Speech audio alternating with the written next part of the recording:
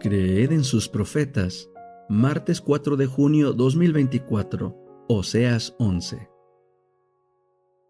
El amor paternal del Señor. Cuando Israel era muchacho, yo lo amé, y de Egipto llamé a mi hijo. Mientras más lo llamaba, más se iban ellos de mi presencia. A los Baales ofrecían sacrificio y a los ídolos quemaban incienso. Pero fui yo el que enseñó a caminar a Efraín, tomándolo de sus brazos. Sin embargo, no reconocieron que yo los sanaba.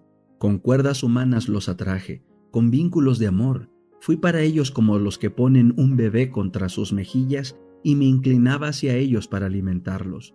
No volverá a la tierra de Egipto, sino que el asirio será su rey, porque no quisieron volver a mí. La espada caerá sobre sus ciudades y destruirá sus refuerzos. Los consumirá en medio de sus propias asambleas.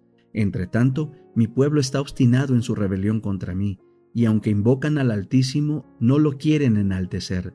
¿Cómo he de dejarte, oh Efraín? ¿Cómo he de entregarte, oh Israel?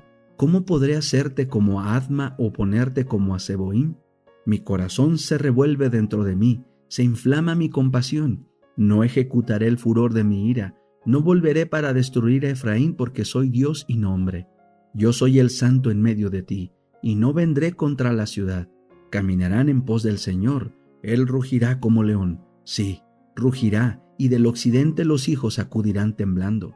De Egipto acudirán temblando como pájaros, y como palomas de la tierra de Asiria. Yo los haré habitar en sus casas, dice el Señor.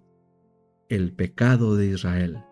Efraín me ha rodeado con mentira, y la casa de Israel con engaño. Judá todavía divaga para con Dios, para con el Santo, quien es fiel. El deseado de todas las gentes. Capítulo 35. Calla, enmudece. Este capítulo está basado en Mateo 8, 23 al 34, Marcos 4, 35 al 41, 5, 1 al 20, Lucas 8, 22 al 39. Había sido un día lleno de acontecimientos en la vida de Jesús. Al lado del mar de Galilea había pronunciado sus primeras parábolas, explicando de nuevo mediante ilustraciones familiares la naturaleza de su reino y la manera en que se establecería. Había comparado su propia obra a la del sembrador, el desarrollo de su reino al crecimiento de la semilla de mostaza y al afecto de la levadura en una medida de harina.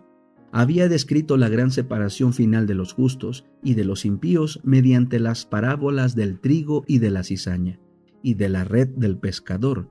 Había ilustrado la excelsa preciosura de las verdades que enseñaba mediante el tesoro oculto y la perla de gran precio, mientras que en la parábola del padre de familia había enseñado a sus discípulos cómo habían de trabajar como representantes suyos. Durante todo el día había estado enseñando y sanando, y al llegar la noche, las muchedumbres se agolpaban todavía en derredor de él. Día tras día las había atendido, sin detenerse casi para comer y descansar. Las críticas maliciosas y las falsas representaciones con que los fariseos le perseguían constantemente hacían sus labores más pesadas y agobiadoras. Y ahora, el fin del día le hallaba tan sumamente cansado que resolvió retirarse a algún lugar solitario al otro lado del lago. La región situada al oriente del lago de Genesaret no estaba deshabilitada, pues había aquí y allí aldeas y villas, pero era desolada en comparación con la ribera occidental. Su población era más pagana que judía y tenía poca comunicación con Galilea. Así que ofrecía a Jesús el retiro que buscaba, y él invitó a sus discípulos a que lo acompañasen allí. Después que hubo despedido la multitud, le llevaron tal como estaba, al barco, y apresuradamente zarparon. Pero no habían de salir solos. Había otros barcos de pesca cerca de la orilla, que pronto se llenaron de gente que se proponía seguir a Jesús, ávida de continuar viéndole y oyéndole. El Salvador estaba por fin aliviado de la presión de la multitud, y vencido por el cansancio y el hambre, se acostó en la popa del barco y no tardó en quedarse dormido. El anochecer había sido sereno y plácido, y la calma reinaba sobre el lago. Pero de repente las tinieblas cubrieron el cielo, bajó un viento furioso por los desfiladeros de las montañas, que se abrían a lo largo de la orilla oriental, y una violenta tempestad estalló sobre el lago. El sol se había puesto y la negrura de la noche se asentó sobre el tormentoso mar. Las olas, agitadas por los furiosos vientos, se arrojaban bravías contra el barco de los discípulos y amenazaban hundirlo.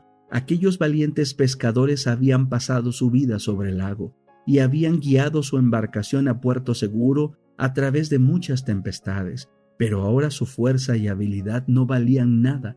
Se hallaban impotentes en las garras de la tempestad y desesperaron al ver cómo su barco se anegaba. Absortos en sus esfuerzos para salvarse, se habían olvidado de que Jesús estaba a bordo. Ahora, reconociendo que eran vanas sus labores y viendo tan solo la muerte delante de sí, se acordaron de aquel a cuya orden habían emprendido la travesía del mar. En Jesús se hallaba su única esperanza.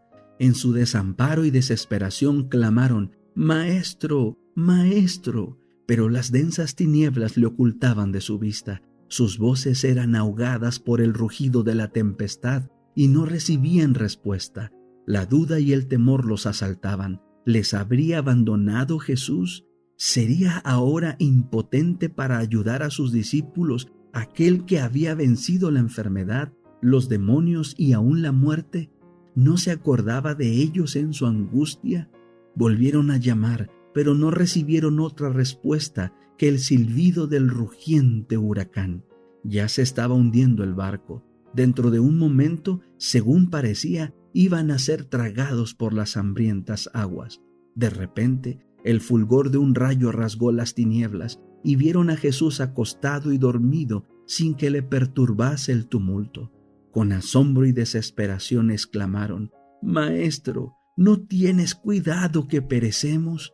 ¿Cómo podía él descansar tan apaciblemente mientras ellos estaban en peligro luchando con la muerte?